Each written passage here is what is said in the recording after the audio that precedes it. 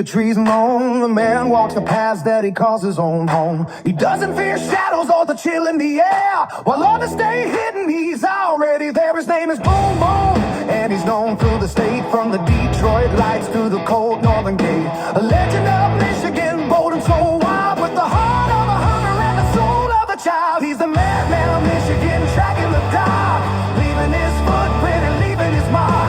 With NCI standing right by his side, there's nowhere the monsters can scurry and hide. From the flick of a tail to the howl in the breeze, he's the king of the night and he does what he please. It started when sunlight began to turn pale and a mythical fairy appeared on the trail. She whispered a greeting and she said hello, and pointed to places where the brave man won't go. Now he's bound to the hunt and he's bound to the chase, with a fire in his eyes and a grin on his face. Through the thickets of pine and the marshes of gray, he's hunting the things that won't face the day. He's a madman of Michigan, tracking the dark. Hey Chad, say hello to everybody. Hello, hello from Alpena, Michigan. Awesome. Thanks for having us up here. Yeah, sir. Taking a look around. Long-term Bigfoot activity on this property? Yes. Fantastic. Yes. All right, we're going to follow you around and listen to what you have to say. We're going to go to the very first one that I found, and then I started, sorry about that. That's okay. I started finding them after that. This is not my property, this is my neighbor's, but he doesn't care, so there is several here on the property. He's kind of a believer, but he's not. This is the first one. Okay. This stick is basically the only thing that's holding this whole thing up. I've tried. I wanted this tree for myself for firewood, but I have not messed with it because it's just every time I come here, it keeps getting a little bit more and a little bit more. So I think this was the very first one I found.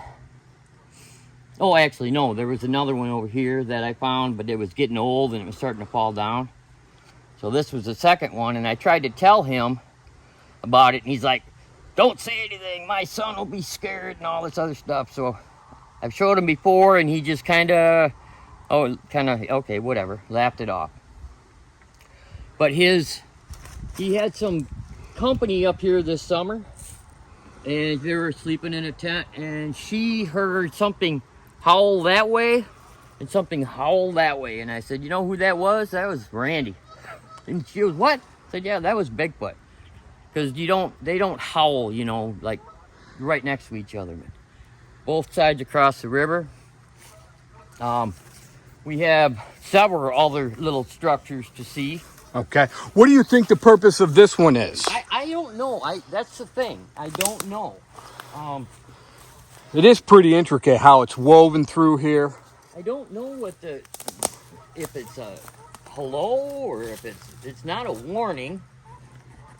It's almost like a deer blind because there's a pocket in there. Yeah. On the other side. So I almost wonder if it's a youth Bigfoot practicing, or they're just doing that to maybe sit underneath. So if any of the game animals are going down to get a drink from this lake here. Very true, very true. It could be grabbing them. We do have several places where they built little caves and you know, places to sleep. Cool. So I guess we're off to the next one. Let's do it. I've lived here since 2012. Okay. And I wander a lot in the woods just to be, I'm hunting all the time, and I'm just take my dog out for a walk. Right. Now, that could be one right there. Oh yeah, I see that. Because there's a branch that shouldn't be there. Yeah. That's a new one. I mean, very recent. Yeah, and this one's woven. You know what? This is interesting to me because they love to watch us just as much as we like to watch them. Yep. This could actually obscure them from watching the back of your house. Yes. Yeah, you just know it's not natural. Right. Yeah, this is interesting. Just how that one... See, and the thing is where is it falling from? Exactly. It's so thick up there. Yeah, it was... It's not. And that one, this hardwood branches, there's no hardwoods anywhere around here. This is all pine.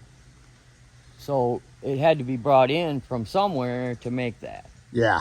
Yeah, that's brand new, Randy. Nice job. So I'm wondering, is this their pathway to get to the water at night? Very possible, because there's no water in state land. Okay. It would have to be along the river. The river goes up that way. We're in like a big the horseshoe's kind of a horseshoe on the river, and we're just sitting in the middle. So are you kidding me? Is it like a peninsula then? Yeah. Because we've located, well, I don't want to give away too much information, but we've got activity on 2 peninsula type areas. It's almost like that's where they nest and hold out. They like being surrounded by waterways. Do you mind telling us which river that is? That is the backwaters of the Thunder Bay River. Okay, Thunder Bay River. Yeah. And which state land is this? Huron Manistee? Or I don't know. Okay. To tell you the truth, I think Huron Manistee is on the other side of the state. Yeah. Well, I passed through it actually coming up here. Okay. So there's like 2. It ranges from like east to west or west to east, however you want to say it. Like in a week or 2, we're going to the Manistee trailhead. Okay. But yeah, I believe this is the Huron. I'll have to double check the map, but yeah, sure. me too.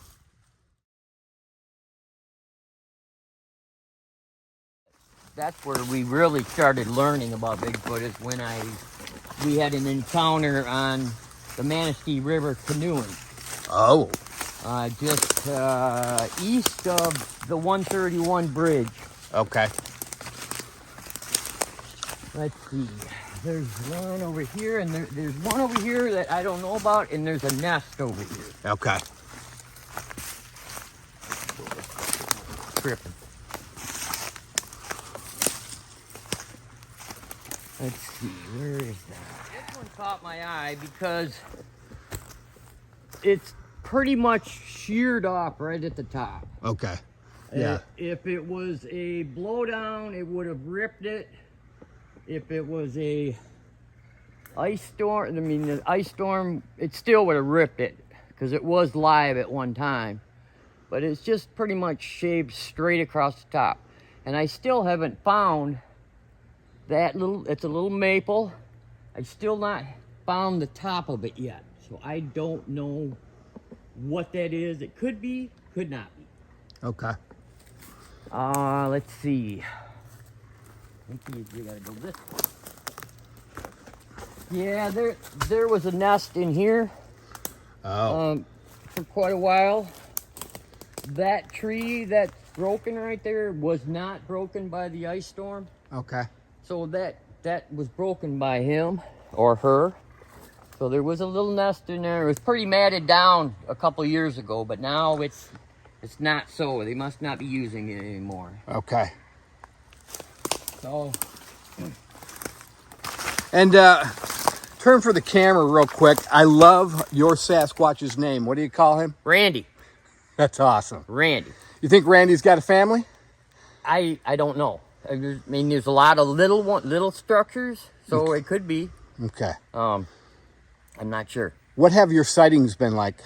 My sightings are, I always say, if you've seen the Predator movie, it's kind of like a shape-shifting mirror that will go through the woods, through the trees, and just out.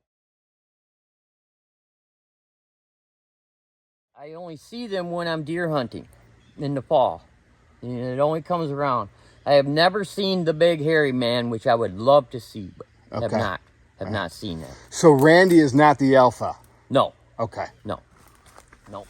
But I've seen it 3 times now, and I have a feeling it's really hard to get a picture of it because it's gone before it, Right. So when you're out here hunting, you'll see it just kind of move by. Yeah. Quite quickly. Yes. But it'll be like a bunch of mirrors, and it'll just kind of Yeah. go through the woods into an opening and then kind of disappear. And it's always going towards the river. So we're gonna just walk out here a minute. Okay. We're gonna get off.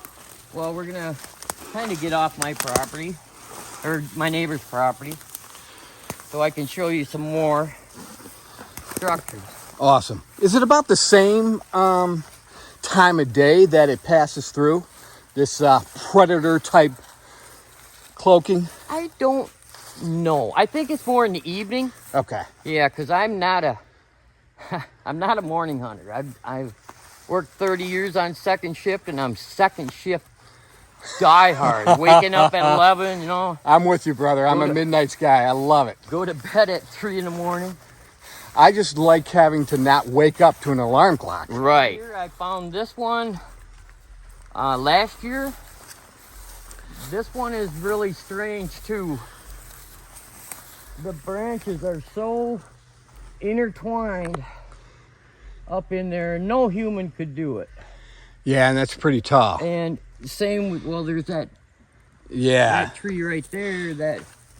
So it's almost like a fence they were building. Yeah. Yeah. Swings down here and then comes back over there. Yeah, that's been clearly broken over here. Yep. And just, you know, when it's all like that up in there, nature doesn't do that. Yeah. So, here's what I'm noticing. I mean, Okay. yeah.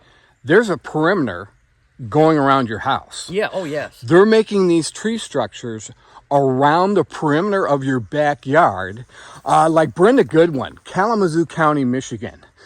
They're able to watch her and her mother from a distance. Okay. And that's what I think they're doing here. They're building tree structures, kind of like fences or deer blinds, around the perimeter of your backyard, so they're going to be able to watch you from a distance and move back and forth to the river.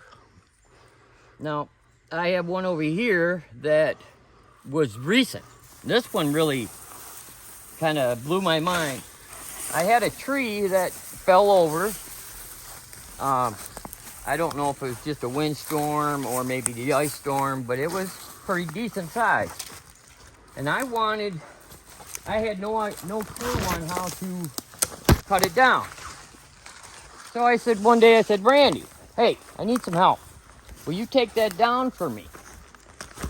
And, okay, before we get to that one, this one here.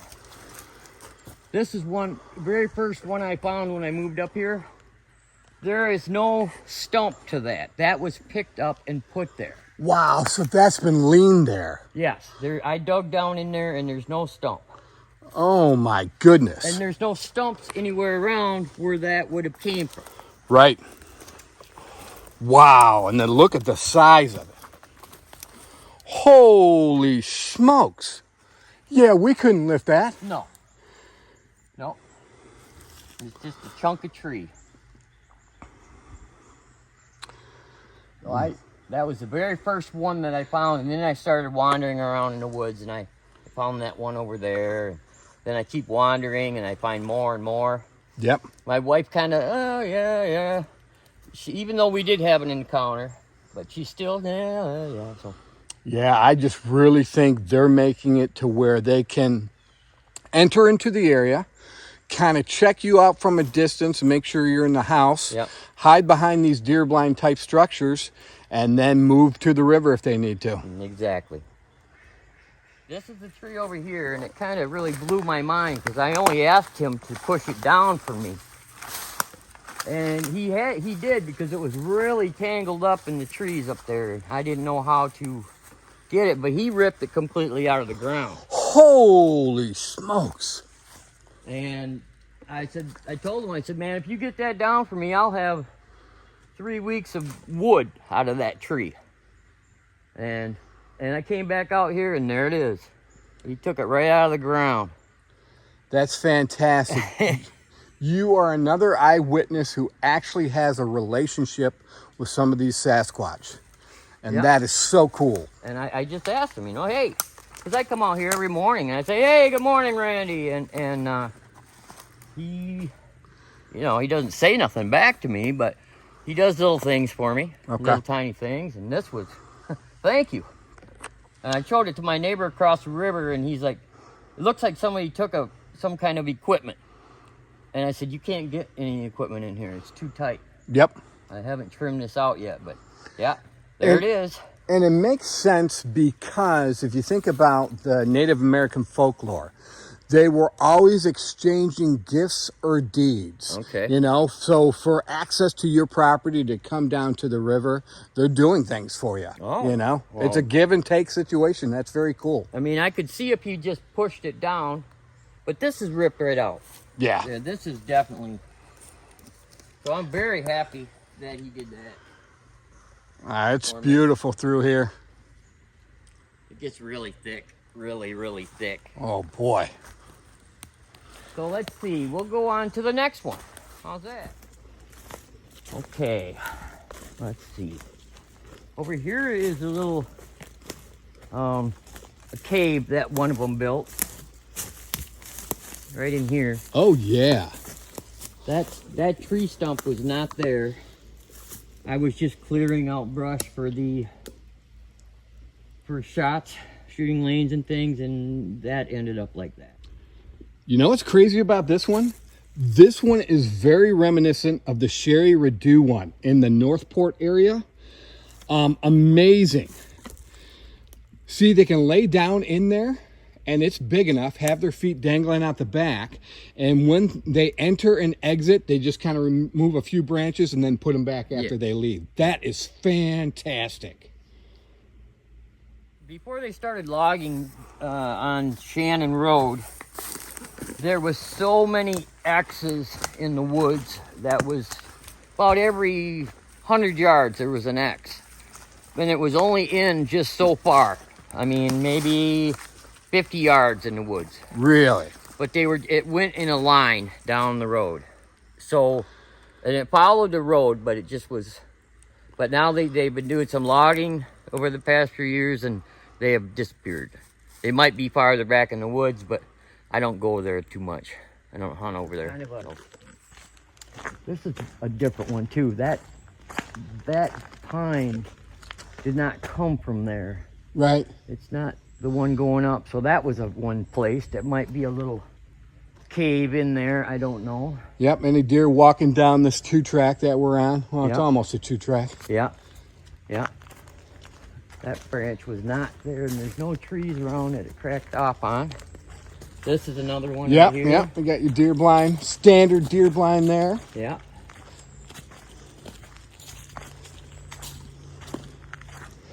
Yeah, we got some mud here. I look all the time just for Googles. Mm-hmm. Yeah, it never hurts. You never know when they are going to leave. I got a tape measure in my buggy and then I set it down. I see a lot of them in the winter time. Not here, but up the road about 3 miles. There's a crossing, and I see tracks that are, from here, and then there's another one way over there. It's like a deer can jump that far, but it's more packed in, and I wish I could just figure out how to take a picture of it to see if it is or it isn't. Yep. Heck, anywhere. I mean, depending what speed they're going at, it could be a 5 to 10 foot stride. There's my toys. Oh, nice. Got all your toys set up for the young ones. And this wasn't here, so they put this here. So they returned the favor. By putting a stick there. By putting a stick there. Yep. This happened to me yesterday. Found a stick jammed in the ground at our gifting spot. I don't know if you saw that with the cantaloupe and the peaches. Yep. Fantastic. Boba Fett. Doesn't get much better than that. Scuba-Doo. Mystery Machine. Whistles. I got whistles up in the Ooh, tree. yes. The whistles are important. Yep. I'm going to... But I hear they like these whistles the best. They make that... Gurgly. Yeah, make the gurgly sound like a gym coach's gym teacher's whistle. Yep. Different areas they have moved. Okay. So instead of if this one was moved this way, I would take it down farther and keep it that way, and then I would come back and it was like that. There you go. So they do move them. I know it's not the raccoons or anything because they're not interested in that. It's very subtle. Yeah, just a little bit here and there. Yeah. I think this one's a mirror. Nope, I don't know what that is. It might have been a mirror at one time. Doodle Pro. No, it's not a mirror. Oh, so like an Etch-a-Sketch, maybe? Yeah. I might put one of them up there, a mirror.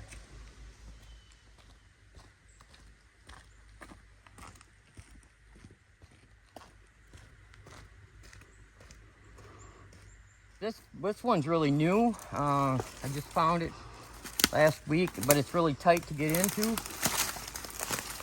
I apologize to the cameraman. It's all good. I'm used to this. So, yeah, this one is, well, 1, 2, 3, 4 trees intertwined. This is a subtle one. To me, this is not necessarily a deer blind. You know, watching you, this is maybe a marker like, hey, this land is taken by a clan of Sasquatch. Okay. That's just my opinion. I could be wrong. Well, I put an orange tag on them all so I could find them. You know, just wandering through, it'd be easier than to just remember where they were at. So.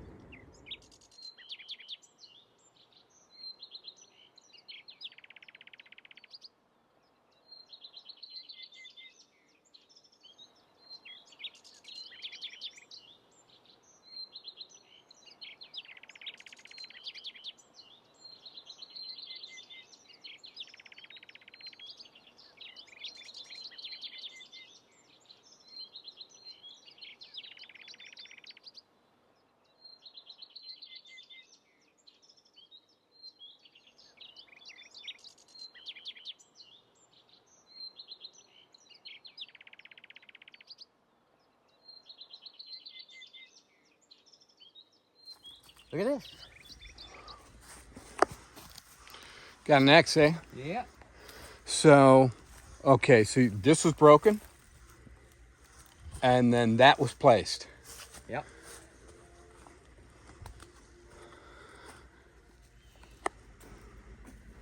Ah, that's new.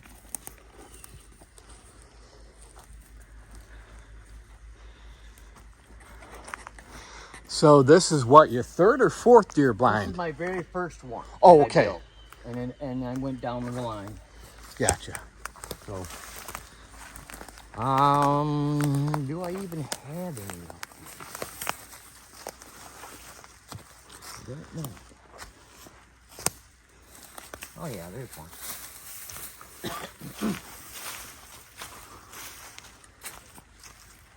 There's Oh one yeah. right there. There you go.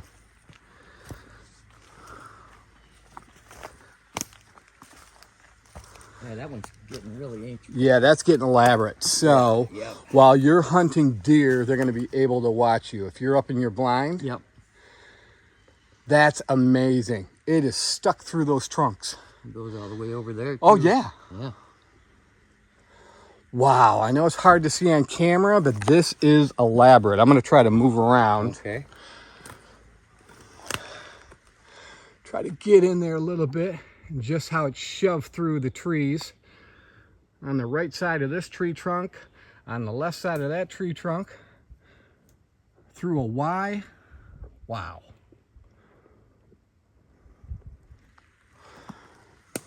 And it's just amazing how they can put a big branch and it's only hanging on to something this tiny sometimes. Yep. You know, just balancing perfect. That's a new one. That was not here. So it might have happened just because I said, friend of mine's coming up, take some pictures of your structures. We mean no harm. And there it is. It's called a mineral rock. Mm-hmm. And I put it in there and it just soaks, leaches into the tree. And the deer will always come and chew on it. Wow. So, Now that one is an apple block. okay. So this year that's in there. But as it melts, I'll put a big mineral rock. They're like 20-pound rocks, and they fit right in there. Now I could see Randy coming up here and chewing on that. Okay. You know, just to get the minerals out of it, because that stump has been there for almost 8 years now. Okay. Cedar stump. Yes. Yep.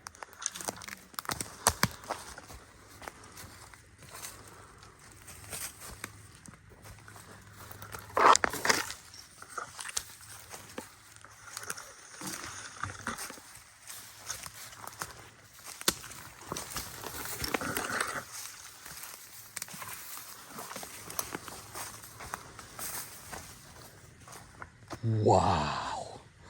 So this is your authentic 2-track. Look at the size of this pine tree. Oh my goodness. That's a big one. You see them just die and rot. But, Yeah, I mean, you know, look at the size of that. How old do you think that tree is? got to be 100 years old. Maybe. He's got 3 of them. I got 2. It's just, yeah, amazing.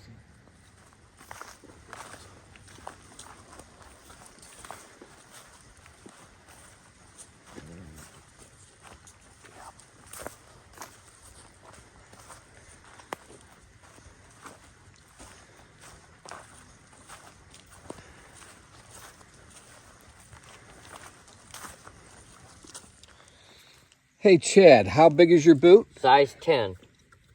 Okay. We've got a clear heel there, and then we do have some slight toe impressions there. Might be hard to see on camera, but they're there. Very cool.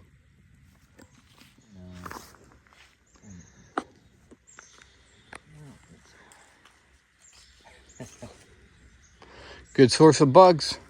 Yeah. Yeah, it's a good place to build a stand on, too. But it's pretty thick in there.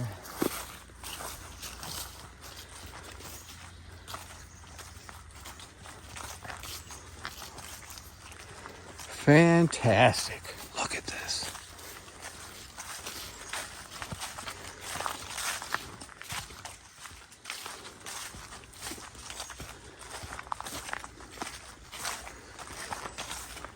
I don't know if these berries are edible or not. Better man than me. I'm not going to try. I mean, I won't eat it, but I'll try it. Kind of bitter, so.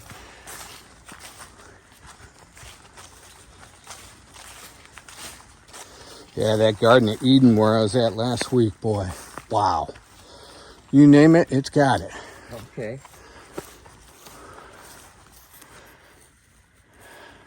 That's a place where it'll, in the fall, that will fill up with water, Okay. and the deer like to hang out around that.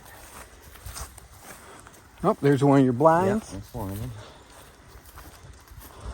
He lets me hunt over here too, but I just haven't expanded my blinds. I have a couple of pop-ups that if I want to go there, I'll go over there.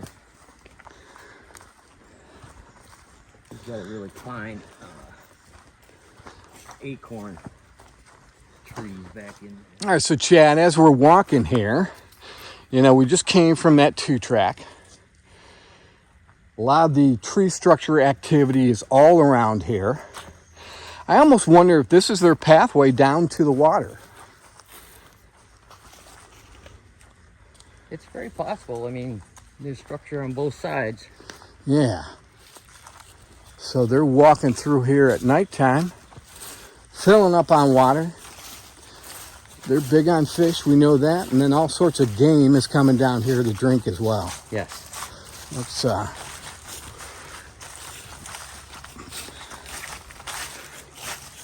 Oh, that's not good, yeah. wow, this is beautiful, Chad. Thanks for inviting me out. Not a problem. I wish your buddy Scott could have came. Yeah, maybe next time. Okay.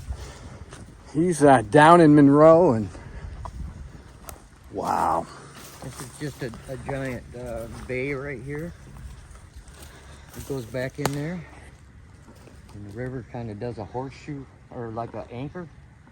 It comes around and goes around in front of that guy's pontoon, and then the main river goes up. So yeah, we're on a peninsula. Yes. I think that adds to it as well. Hey everybody, thanks for tuning in to another episode of Bigfoots of Michigan. Right now we're up by Alpena, just kind of on the outskirts of Alpena. We're with Chad Scholten. And hey, what's this body of water behind us, Chad? The backwaters of the Thunder Bay River. Okay, so the backwaters of the Thunder Bay River. Yes. Now, everybody at home, hold on to your seats. You're going to hear some stuff that is going to be a little bit out there, but this is what we're talking about. So I want you to think Predator movie and the cloaking, okay? You've seen the Predator movie with Arnold Schwarzenegger, the cloaking, how the Predator cloaks itself. With that said, I just set up this interview. Chad, you have a Sasquatch out here you call Randy. Correct. Now, we just got back from the woods. Multiple tree structures woven in. Many of them are around your existing deer blinds as if like they're communicating with you. They're acknowledging your presence. You have a spot that's set up for toys. Yeah. There was a stick there that was placed there. To me, that's recognition of your toys. So let's start from the beginning, Chad. How'd you get started in all this? And then how'd you finally realize that Randy was around this area? Me and the wife got married, I believe it was in 2012, and we took a 3-day canoe trip on the Manistee River. Okay. I can't remember which bridge we started from, but I know we ended up at the bridge on 131 near Manton, Michigan. Mm-hmm. And I believe we were about probably 8 miles from the bridge east going upriver, and we had found this beautiful campsite. It was high above the river and good fishing spot, and so we set up our tent and we just got ready for the night. We were gonna have a fire, and we caught a nice trout, and we were gonna cook that over the fire for dinner. And the crazy thing was there was no firewood around there. None. I mean, it was barren, and I had to go quite a ways into the woods to find anything that we could burn. So I was out there. It was just too quiet for some reason. And we got a fire going and started cooking our fish, and it was getting dark, and suddenly we heard a tree crash, and it was like in the area where there was absolutely no woods to be had, no standing trees or anything, and it was a big tree that crashed. So it was like we looked at each other. It was kind of weird. We didn't know what that could be. And then there was a 2-track that came into the wood, or came into this spot from who knows where, and it was like you could come off the main road or whatever to camp back here. It didn't look like it was used very often. So then we started they started throwing, or rocks were being thrown, and they were landing in the river, and they were no small rocks either. We thought maybe at first maybe a bird or an eagle or something had dropped something in the water, or maybe there was an otter playing with rocks or whatever, but it didn't seem right. It just wasn't. We were getting kind of scared because there were some good sized rocks. They always hit the water. They never were thrown at our tent or at us. And then we started hearing, noises, hoots, hollers, and we thought it was just some kids that had came down that 2-track and were just setting back in there trying to scare us out of there or something. But it was we didn't see any flashlights. We had a really decent spotlight, and we shone it around in the woods. We didn't see anything that would take it, you know, be a car or any kind of reflectors or anything. So I just basically kind of said, you know, honey, I'm going to bed, because if the thing wanted to get me, it already had gotten me. And she stayed up, and the only thing we had along was a little Daisy BB gun, and she was just sitting at the fire with the BB gun, just holding it, and, hoping that nothing came around. And finally, she came to us, or came to bed with us. Well, we were going to spend the night again. Now, when we didn't find any wood around the cabin, or around the tent, we went upriver. We canoed upriver to find wood. And we had found some places, little islands in the middle of the river that were just so stunk so bad that you couldn't even get near them. You had to go way around them, we canoed the Manistee River a lot when we were younger, and we'd always find those spots, just an island, and it just smelled absolutely horrible, like a skunk ate or whatever. You know, I always thought maybe it was a place where every canoer stopped to use the restroom, but nah, it wouldn't be like that smell. So after that, you know, the next day we loaded up and hightailed it out of there, and we'd never been back there again. Okay. So we had lived in Grand Rapids, then we moved to a place in Lowell, Michigan, and I found some little odds and ends along the Grand River. I didn't think much about it. So then we moved to Manton, Michigan, and we had found a few little things around there until we moved up here to Alpena.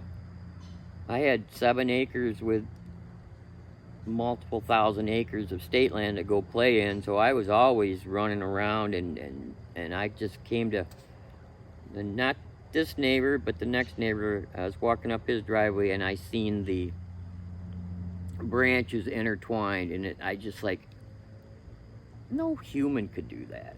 And Right. And then as I seen that, then I started looking for more, and I found more and more and more, and to this day there's always something new. I think there was a couple here that were put in because I told Randy that guy was coming up here, and we didn't mean any harm. We were just going to look at the structures, and new structures had popped up in areas where they weren't. So I marked them all with tape so I could find them, and we went for a walk. Yep. And the one thing I don't hear is howls. Okay. The neighbor had friends up here from Detroit area, and they were sleeping in a tent, and his wife heard a howl come from south of here, and then another one from north of here across the river, and she didn't know what it was. I said that was probably part of Randy's family, because it's all state land. It's all over the place here, state land. So. Wow. Yeah, I heard my first howls, 2-3 weeks ago. Absolutely blew me away. And for me, the signs here, you know, nobody's an expert, so we don't know exactly what all these tree structures mean. But I got to admit one thing, what I found fascinating is just how many different ones there are. And then they're placed by where your deer blinds are. But the biggest thing is there's almost like a perimeter being built around your backyard. Yeah. So they're able to watch you or get an idea when you're in the house or whatever, so they can come down to this water behind us.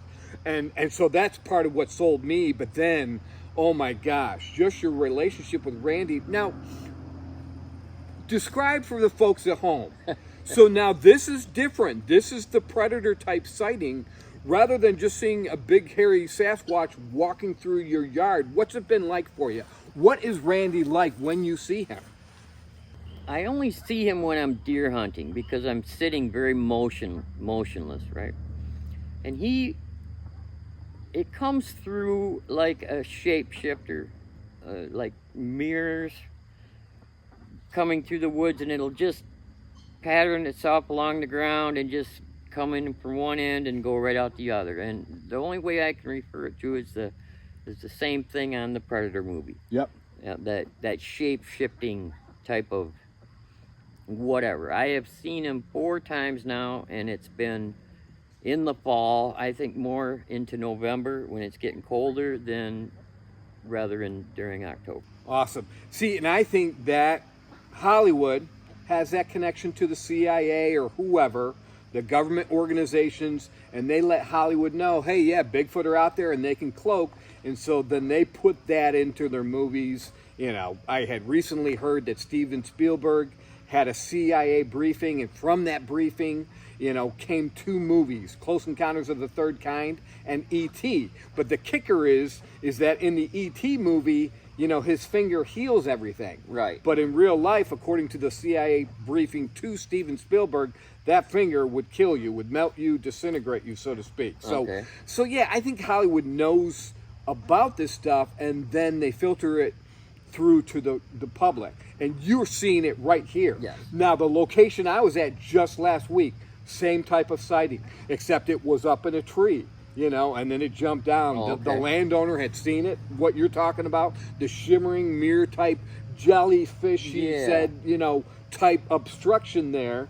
And yeah, then it jumped down. Once it realized that she was watching it, it jumped down and ran off. So I have no doubt, man, I'm totally excited to be here. Thanks again. You've waited for about a year Yeah.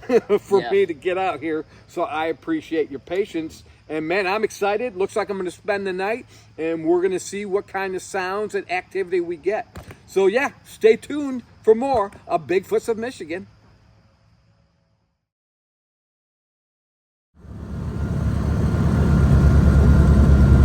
This is where they start with cameras. Oh, yep.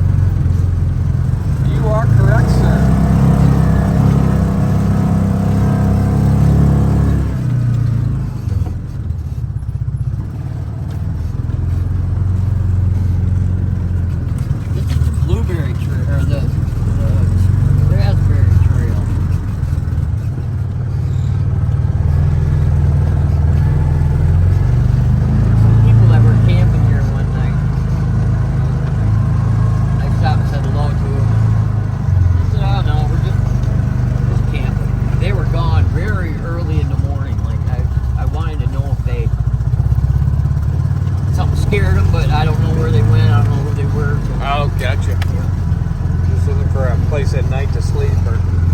Yep, this is where they see the bears all the time down the street. Oh, okay. It's a lot thicker than the other one.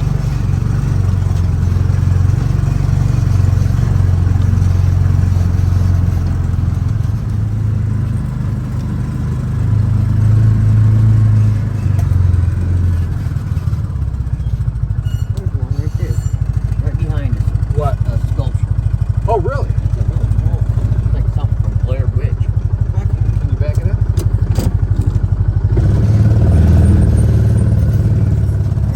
Oh my goodness, yeah. It'd be better if you got out. It almost looks like a person. Yeah. I'll shut my lights off. Oh. Can you see without my lights on? Oh yeah. Last second.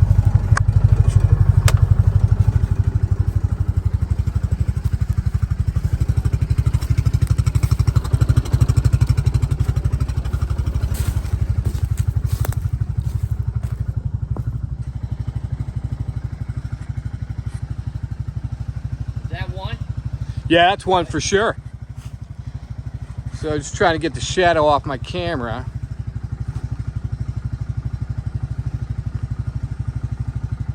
There we go, that might work. Yeah, that's a pretty interesting marker there.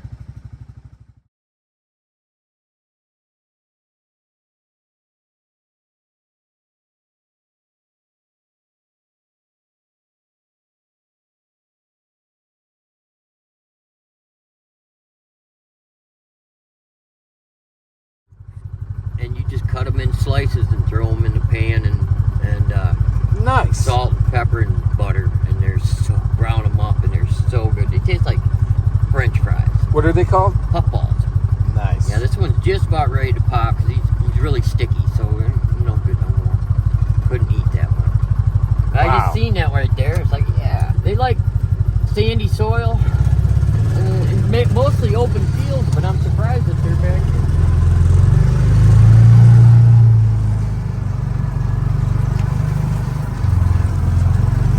Yep, that's the end of the road. Gotcha, very cool.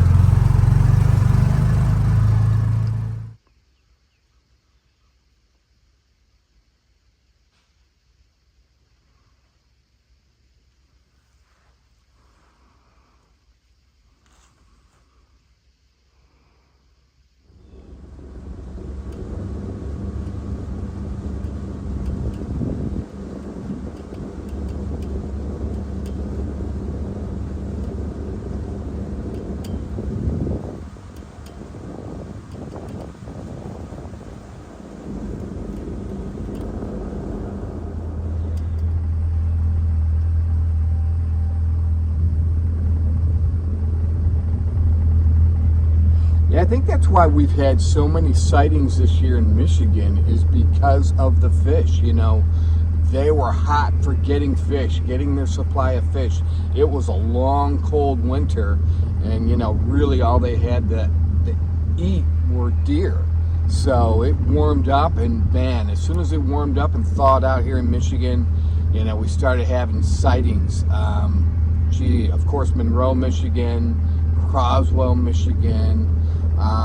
Yeah, see, there are some people too who've contacted me. They don't want their name shouted out, but yeah, so lots of, just a handful of sightings. It's almost like the Bigfoot didn't care. They just wanted the food. All right. Hope everybody at home can hear that.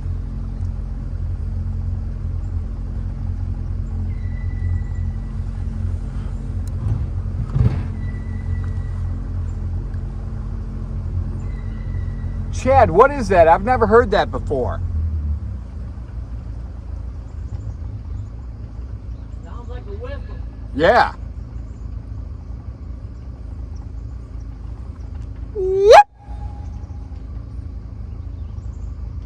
Sound like maybe an eagle?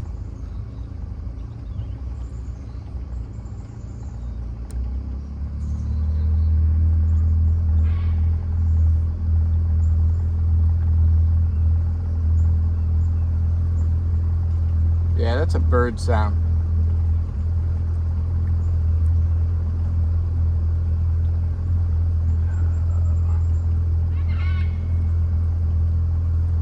Big blue heron flying off. So we've got something over here. We're trying to locate it.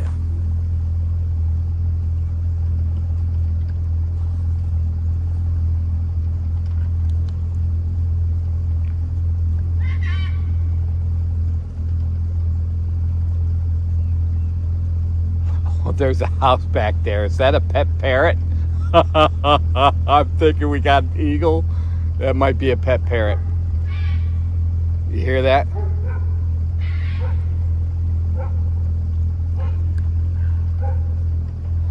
Oh, that's awesome. That is classic Bigfoot. Oh, I heard something.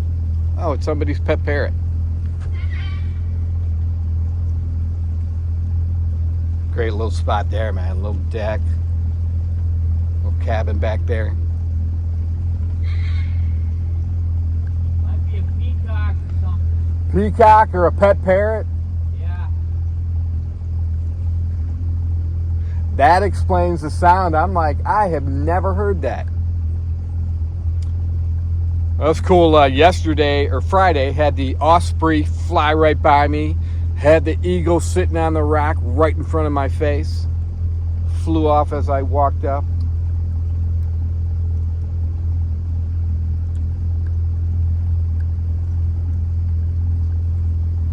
Chad, I'm definitely coming back up and hanging out.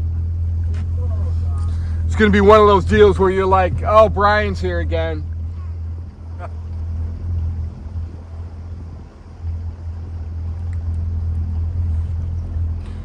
If you can see it, beautiful blue heron back there. There he is, right there. Got him on lens. There he is. You should be able to see him. The dream here, Bigfoots of Michigan, doing stuff like this. This is what it's all about, you know. We're really kind of settling in season 3. Season 1, season 2, just trying to get our feet underneath us and get the direction clear, and now we've got it. Now we just want to definitely implement local eateries and pizza joints, ice cream parlors in the towns that we go to, you know, have a little segment at the end of each episode where we visit, you know, somebody's establishment, man. The good old American dream. You know, I'm not talking about going to Walmart, or we're talking about these small towns, you know, that America was built on. Look at that view. Wow.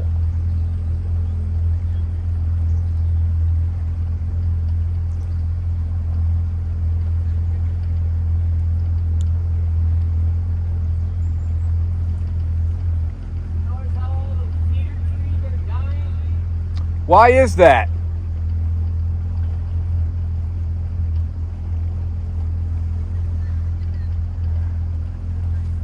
Chad, why is that? Probably from the chemtrail. Oh, gotcha.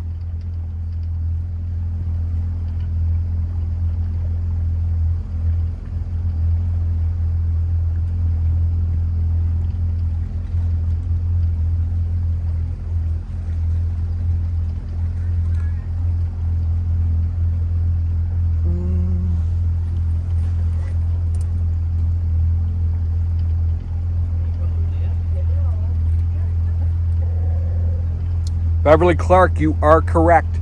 We're just doing B-roll right now.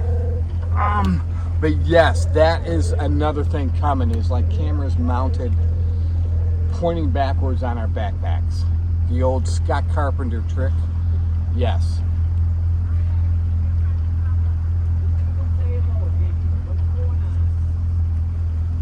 Napoleon saw the other 2 dogs playing.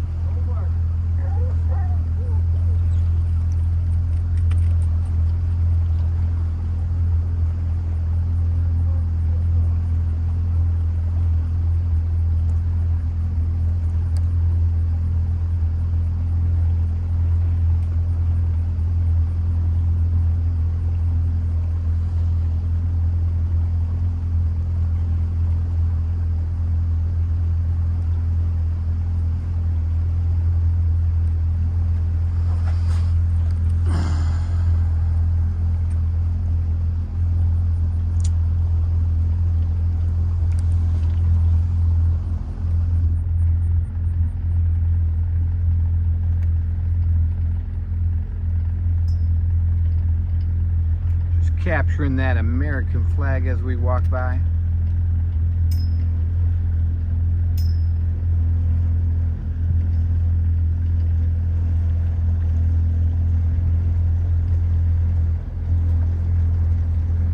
Nice. All right, Bigfoots of Michigan coming at you. We're going to do this little final video. Not sure if it'll be in the episode or not. But last night, so I'm sleeping in this cabin, or about to go to sleep, and I hear two huge sounds. The first one was like something banged with a stick on this front deck here. Now, was it this? Now, it looks like this has been here a while, but I'm going to get Chad over here and kind of see if he notices anything out of place. There's Chad. So the first sound, Chad, and like I said, it could have been nothing. I'm not saying it was a Bigfoot, but it is cliche Bigfoot activity. Okay. When they're realizing that somebody is new, is in their area, you know, they might make some sounds, do some banging. So it sounded like the first bang was almost like a big branch falling from a tree onto this deck. So take a look around, see if you see anything out of place. One of them boards down there. Could have been that one right there. But This it looks like it's been laying there a while. Yeah, yeah. Embedded. Now, it didn't sound like anything hit the cabin, but it did sound like it was like right here. Like, I'm just surmising if a Bigfoot came up and slammed his hand down, that could have been it on the front deck. But this is just all surmising. We don't know. Yeah. Oh, wait a minute. There's a branch on top up there. Oh, there sure is. So that was probably it. There's a branch up there. It fell on top of the roof then. But so that's what it was. It's not a pine branch. It's a hardwood branch. Really? And this is the only hardwood around here. All right, because there was two. There was an initial one which was loud, but nothing like scary. The second one was huge. I mean, the chickens and the ducks back there went crazy. I don't remember that tree being bent either. Okay. So there's a tree back there that's bent. So we're going to walk around back. Got a branch up there. Yeah, that was never bent like that. All right, is that natural, that tree bending like that? So he's saying that was never bent, but huge sound. See, so maybe it was on the cabin. I didn't think it was. Okay. But maybe it was then. Bang, right on top. But it sure set all of them off. And this is all fenced in, so. Yeah. Yep. Okay. Well, that's just one of those things, people. I wanted to check this out because to me that was cliche Bigfoot activity. I don't know if Randy came through and he's like, hey, what are you doing here? Or he was acknowledging my presence because, you know, this whole property here, just to give a little backstory, was vacant for 9-10 years. And then Chad and his wife Stacy moved in, and one of the first nights they were here, they heard a huge, powerful growl outside of their house, and the dogs even whimpered. And then since there, you know, Chad has had his sightings. So this was vacant. I figured the Sasquatch got used to moving through here, and now they're still moving through here. So, yeah, that's what we got for you. Stay tuned for more of Bigfoots of Michigan. Down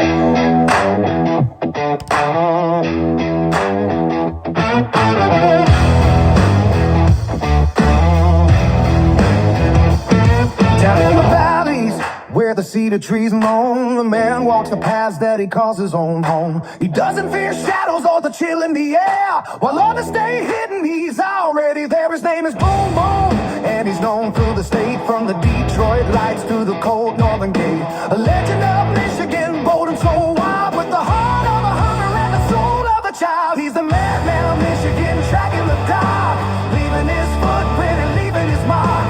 With NCI standing right by his side, there's nowhere the monsters can scurry and hide. From the flick of a tail to the howl in the breeze, he's the king of the night and he does what he please.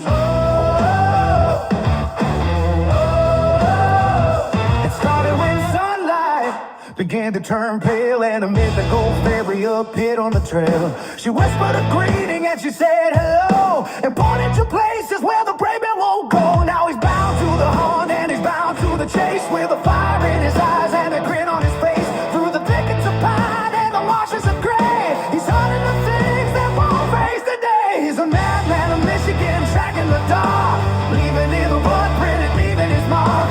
With that CI standing right by his side, there's nowhere the monsters can scurry and hide. From the fix of a tail to the howl in the breeze, he's the king of the night and does what he please.